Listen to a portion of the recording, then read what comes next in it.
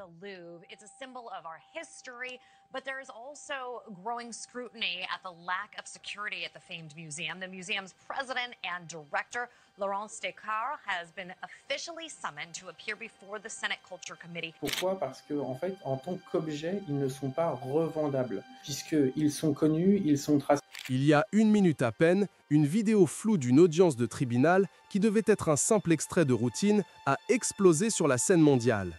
Alors que 4 hommes étaient menottés, une silhouette familière est apparue au bord du cadre. Laurence Descartes, la directrice du Louvre elle-même, est la première femme à occuper ce poste en 230 ans d'histoire. Pour le spectateur occasionnel, elle ne semblait être qu'une spectatrice. Pour les enquêteurs, ce moment fugace est devenu la clé reliant la plus haute dirigeante du musée au cambriolage. Maintenant, la police française et le FBI sont intervenus, l'arrêtant comme la supposée complice des voleurs. Dans cette vidéo, nous allons décrypter comment une personnalité autrefois saluée pour sa transparence est devenue le cœur même de ce scandale international, et ce que cela signifie pour le musée le plus visité au monde. Restez connectés pour découvrir les rebondissements choquants qui remodèlent l'héritage du Louvre. Et si, il y a une minute à peine, une séquence de sécurité choquante d'un tribunal américain où les voleurs des joyaux de la couronne du Louvre étaient jugés, était devenue virale. Seulement cette fois, elle avait révélé quelque chose que personne n'avait vu venir. Dans le clip flou, alors que les 4 hommes sont emmenés menottés, une figure familière apparaît au bord du cadre. Laurence Descartes, la directrice du Louvre elle-même. La première femme à jamais occuper ce titre en 230 ans d'histoire du musée. Son expression est illisible. Pour l'œil non averti, elle ressemble à une spectatrice, mais pour les enquêteurs, ce moment fugace est devenu la clé d'un scandale international qui secoue désormais le monde de l'art dans ses fondements. Laurence Descartes, historienne de l'art respectée née à Paris en 1966, était connue pour son intellect raffiné et sa mission de modernisation du Louvre. Elle avait passé des décennies à gravir les échelons culturels de la conservation de chefs-d'œuvre du 19e siècle au musée d'Orsay à la direction du musée de l'Orangerie, avant d'être nommée par le président Emmanuel Macron en 2021 pour diriger le musée le plus visité au monde. Pendant des années, elle a été perçue comme le symbole de la transparence, de l'accessibilité et du renouveau de la diplomatie artistique française. Mais ce soir, la même femme, autrefois louée pour avoir préservé l'héritage de la Joconde, est maintenant soupçonnée d'avoir aidé des voleurs à s'échapper avec les joyaux de la couronne de France. Dans la vidéo d'aujourd'hui, nous allons décortiquer ce rebondissement incroyable. Comment une conservatrice de renommée mondiale s'est retrouvée mêlée au plus grand cambriolage d'art du siècle. La séquence vidéo virale du tribunal a relancé des questions que les enquêteurs pensaient résolues. Comment une équipe de 4 hommes a-t-elle pu infiltrer les coffres ultra sécurisés du Louvre, désactiver les alarmes et dérober des diamants historiques autrefois possédés par la monarchie française? Tout cela sans aide interne. De nouveaux documents suggèrent que les systèmes de sécurité du Louvre avaient été temporairement désactivés le jour même du cambriolage, prétendument sous l'autorisation directe de la directrice pour une inspection de maintenance. Des initiés affirment maintenant que ces ordres ont donné aux voleurs une fenêtre de 20 minutes, juste assez de temps pour mener à bien une opération de précision impliquant une grue de construction, des découpeurs thermiques et une fausse équipe de restauration. Dans de nouveaux rapports exclusifs, un spécialiste des crimes liés à l'art du FBI signale des emails cryptés tracés entre Paris et New York sous un nom de code Caroline D. La piste numérique, disent-ils, mène directement au compte interne de Descartes au musée, où elle a approuvé des rotations de nuit de dernière minute, remplaçant opportunément 2 gardiens expérimentés par des contractuels dont l'identité reste non vérifiée. Mais qu'est-ce qui aurait pu pousser une femme comme Laurence Descartes, quelqu'un de célébré pour son intégrité culturelle, à tout risquer? Des sources proches de l'enquête décrivent un réseau complexe de pression, d'ambition et de trahison. Depuis 2023, le Louvre était confronté à une baisse des financements de l'État et à des coûts de restauration massifs estimés à plus de 800 millions d'euros. Dans les coulisses, Descartes avait poussé un partenariat controversé avec des investisseurs privés, y compris une fondation discrète de prêts d'œuvres d'art liés à Dubaï et Genève. Certains spéculent maintenant que les joyaux volés auraient pu être une garantie dans une manœuvre financière à haut risque qui aurait terriblement mal tourné. Puis est venue la séquence, floue, tremblante mais indéniable. Dans le clip nouvellement divulgué de l'intérieur de la salle d'audience, Descartes est vu chuchoter quelque chose à l'un des voleurs accusés juste avant qu'il ne soit emmené. Des experts en lecture labiale affirment qu'elle a articulé les mots « ça ne devait pas se passer comme ça ». En quelques heures, les réseaux sociaux ont explosé. Des hashtags comme Louvre-scandale et hashtag directrice de la trahison ont commencé à devenir viraux dans le monde entier. Selon un ancien officier du renseignement français interrogé pour cette enquête, Descartes subissait une immense pression politique. Elle a hérité d'un musée confronté à des failles de sécurité et à des déficits financiers.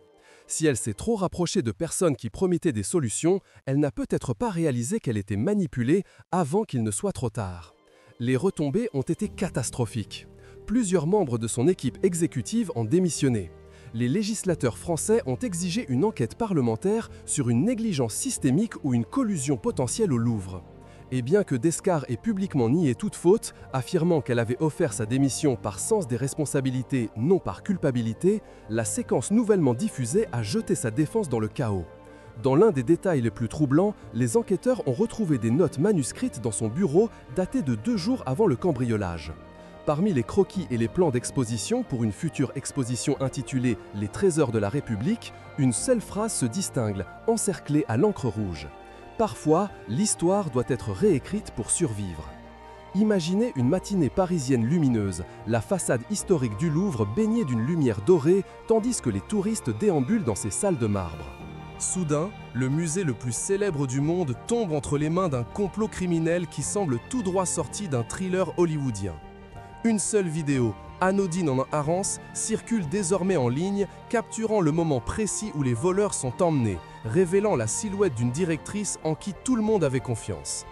L'apparition soudaine de la vidéo transforme la salle d'audience en un témoignage vivant de trahison et d'intrigue, un moment qui pousse chaque institution culturelle au bord de la réévaluation de sa propre sécurité. Le cambriolage lui-même était un chef-d'œuvre d'orchestration.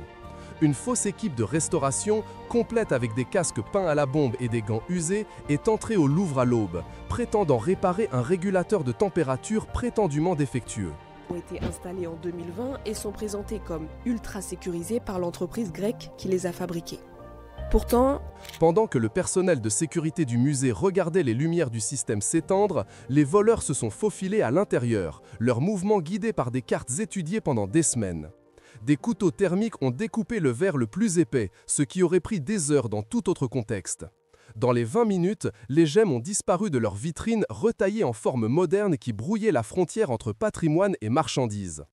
Les autorités américaines avaient été alertées par une information selon laquelle les diamants volés pouvaient être passés en contrebande hors de France avec une relative facilité.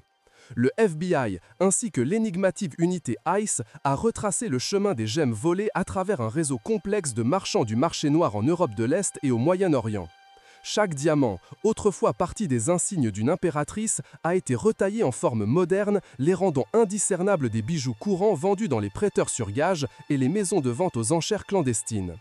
La valeur contextuelle de la couronne originale, son histoire, son association avec l'impératrice Eugénie a été dépouillée, remplacée par un froid registre d'actifs bruts pouvant être rapidement liquidés.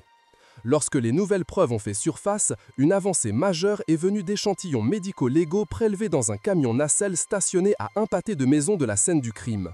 De minuscules carrés adhésifs, discrets en eux-mêmes, ont capturé des empreintes digitales, des fibres et même un léger résidu de poussière de diamant qui avait été retiré de l'intérieur de la couronne. En comparant ces échantillons avec des objets personnels trouvés en possession de 2 hommes déjà en détention française, les enquêteurs ont pu tracer une piste de miettes de pain du Louvre aux résidences des suspects. Le travail médico-légal a révélé l'ampleur de la planification des voleurs. L'itinéraire, l'entrée, la sortie, le stockage de la couronne, tout avait été répété à la quasi-perfection. La séquence vidéo de l'audience qui est devenue virale n'est pas seulement un témoignage de l'habileté des criminels, c'est une mise en garde sur la sécurité et l'accessibilité. Dans la salle d'audience américaine, les agents du FBI présentent les preuves d'une manière à la fois convaincante et définitive. Les 4 hommes, autrefois considérés comme les cerveaux d'un syndicat du crime international, sont désormais traduits en justice. Nous avons clos l'affaire, annonce un agent sévère du FBI. Ces hommes ne menaceront plus notre patrimoine culturel. Le juge hoche la tête, la salle d'audience exhalant un soupir de soulagement à la lecture du verdict. Le public, regardant via les retransmissions en direct, pousse un soupir de soulagement collectif, bien que la réalité du vol plane toujours. Pour comprendre l'impact total du crime, nous nous sommes tournés vers l'agent spécial du FBI à la retraite, Dave Bass. dont la décennie au sein de l'équipe des crimes artistiques a fait de lui un gardien des biens culturels par-delà les frontières. L'agent Bass, maintenant consultant chez Morgan & Morgan, offre une perspective qui relie l'application de la loi et le besoin urgent de protéger le patrimoine commun de l'humanité. Quand il a entendu parler du raid du Louvre pour la première fois, il a été stupéfait. Voir une opération de cette envergure réussir dans un lieu aussi vénéré que le Louvre a été un choc, dit-il. Il marque une pause, ses yeux reflétant le poids de l'histoire de l'institution. Cela ressemble à une scène de film, mais les conséquences sont très réelles. L'agent Bass établit une comparaison avec des vols d'art de grande envergure passés. Le raid du Louvre a été répété avec une attention méticuleuse aux détails, explique-t-il. L'équipe est entrée pendant une foule animée, ce qui est un choix rare pour un crime de cette nature. Leur timing suggère qu'ils connaissaient les rythmes quotidiens du musée sur le bout des doigts. Il ajoute que la précision de la découpe du verre renforcée, la rapidité de l'extraction et la dissimulation parfaite des joyaux indiquent une opération hautement coordonnée. Interrogé sur le sort des artefacts volés, l'agent Bass reste prudemment optimiste. Une fois retirés, les objets culturels sont souvent soigneusement emballés et cachés dans des lieux difficiles d'accès pour les forces de l'ordre, dit-il. Il souligne que la valeur intrinsèque des artefacts culturels dépasse leur valeur monétaire. Ce sont des symboles d'identité, d'histoire et de mémoire collective.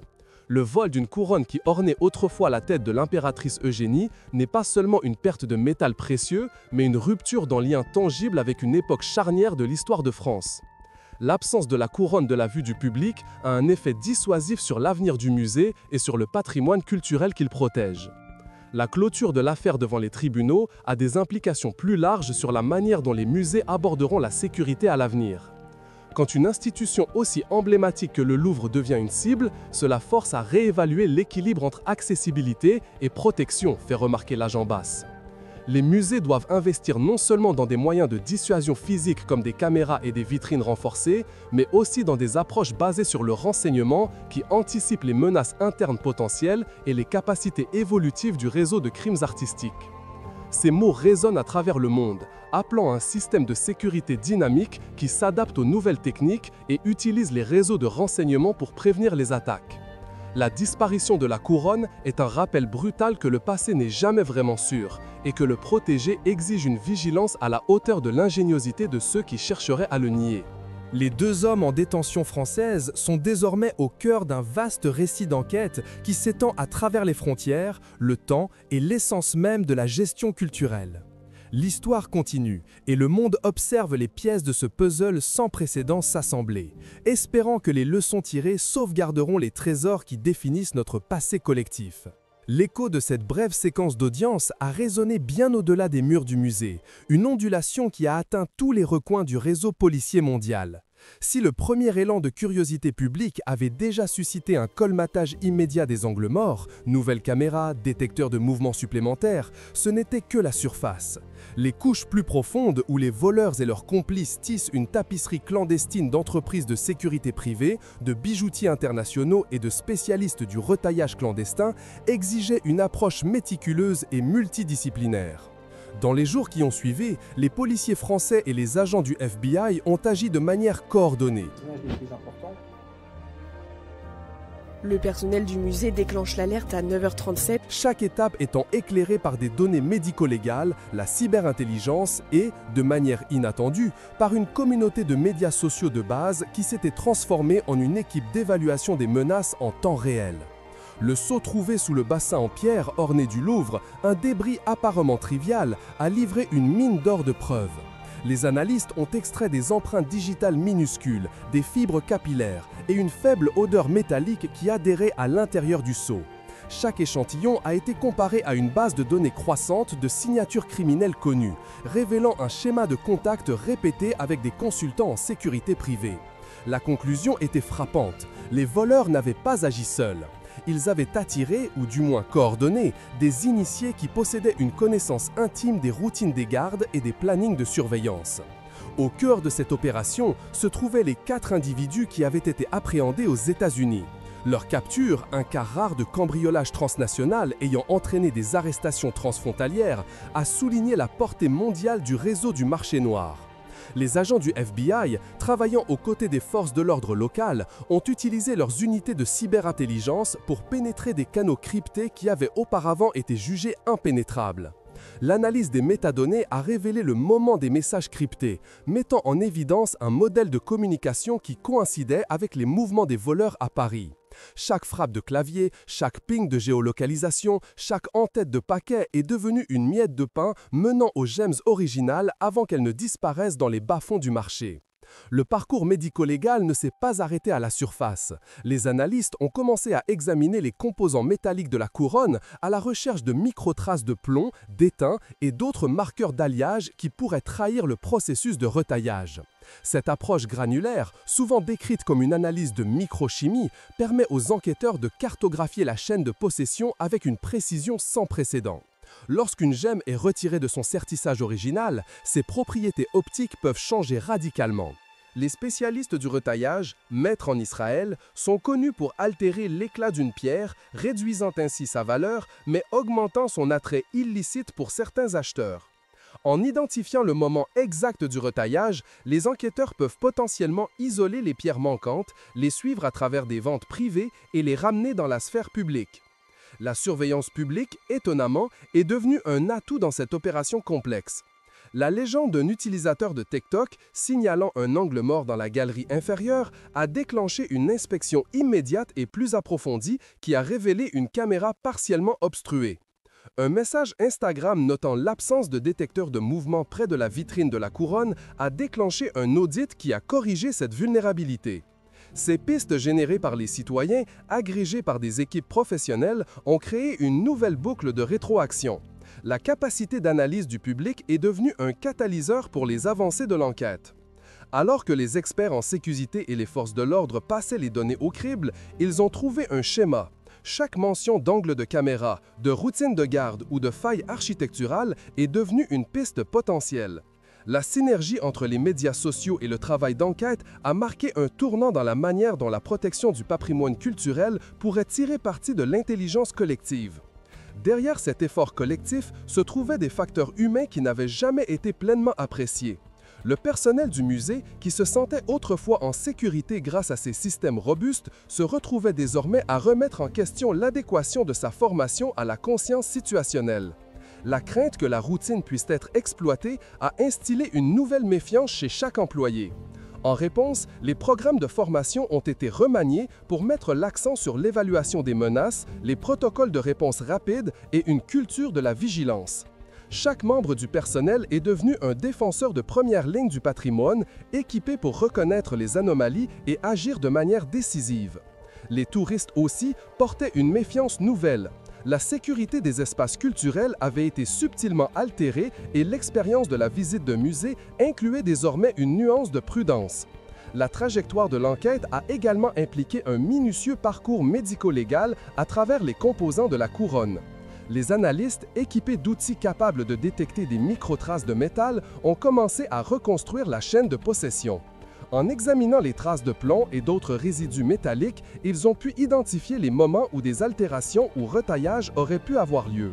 Cette approche granulaire offrait un potentiel de localisation des pierres manquantes avant qu'elles se dispersent au-delà de toute récupération. Pourtant, de telles enquêtes sont minées par des complexités éthiques. La coopération avec les entreprises de sécurité privée et les bijoutiers, des entités qui peuvent posséder des connaissances involontaires des mouvements des voleurs, exige un équilibre délicat entre confiance et responsabilité légale. L'établissement d'un cadre de coopération peut accélérer la récupération des artefacts perdus et dissuader de futures activités criminelles. L'effet d'entraînement sur la dynamique du marché noir ne peut être sous-estimé. Autrefois à l'aise d'opérer dans l'ombre, les voleurs de bijoux et leurs complices voient désormais les transactions à faible risque fortement surveillées. Le contrôle accru a entraîné un déplacement vers des formes d'échange plus clandestines, souvent réalisées via des communications cryptées. Ces canaux, autrefois considérés comme sécurisés, sont désormais décortiqués par des unités de cyberintelligence qui traquent les métadonnées, les géolocalisations et les empreintes numériques. La réponse mondiale des forces de l'ordre a adopté une approche plus sophistiquée, employant une combinaison de travail de détective traditionnel et de technologies de pointe pour pénétrer les couches de secrets sur lesquelles prospère le marché noir. La dimension transnationale de l'affaire est d'autant plus soulignée par l'implication du FBI. 4 des voleurs ont été arrêtés aux États-Unis, un rappel brutal à quel point la menace est véritablement interconnectée. Les efforts coordonnés entre les agences fédérales et locales ont conduit au déploiement d'analystes médico-légaux, capables de passer au crible des modèles complexes. L'attention s'étend au-delà de l'évidence, englobant des unités de cyberintelligence qui suivent les communications cryptées, les métadonnées et les empreintes numériques.